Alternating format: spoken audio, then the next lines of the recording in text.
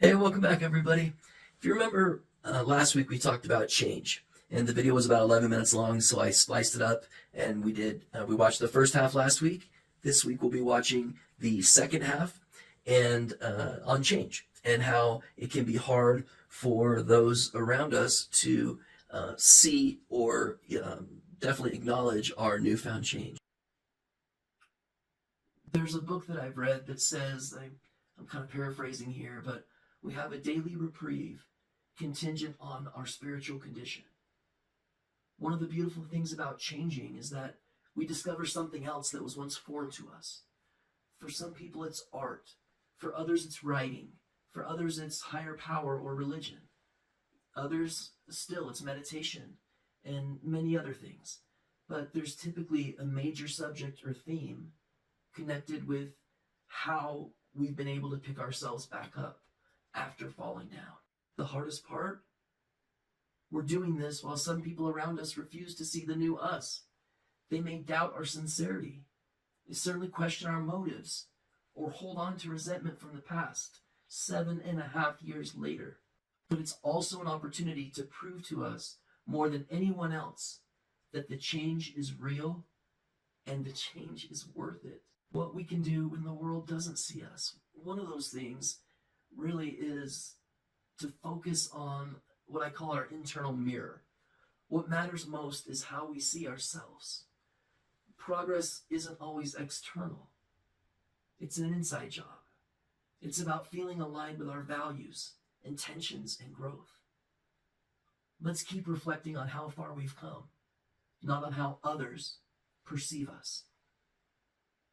The second thing, I think, is surrounding ourselves with believers.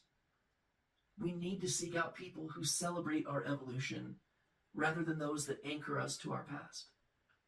Whether it's a mentor, friend, or support group, having allies who see the best in us can provide the validation and encouragement that we often need.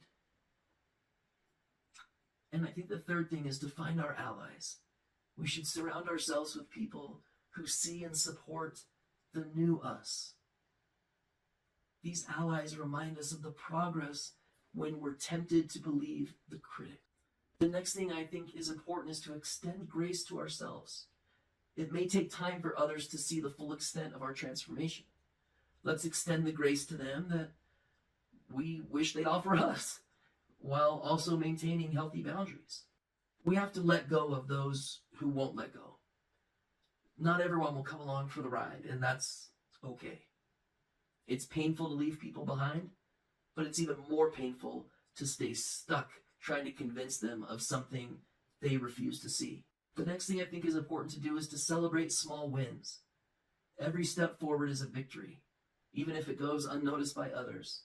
Let's celebrate milestones, no matter how small, because they're the building blocks of sustained change. Look, change is hard because it's transformative. It asks us to leave behind the comfort of familiarity and step into the unknown. It requires vulnerability, resilience, and the willingness to start over. But the gift of change is truly freedom. The freedom to be who we truly are, not who we were. Even if the world never fully recognizes our growth, we'll know the truth. Because we did the work.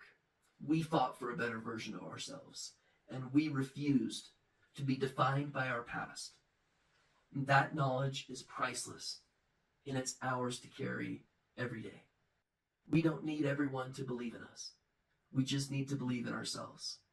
And when we do, the world will catch up, or it won't. Either way, we'll still be free. So how do we move forward when the world insists on holding us to our past? The answer lies in courage. Courage to evolve. Courage to prove ourselves, and most importantly, courage to sustain the transformation.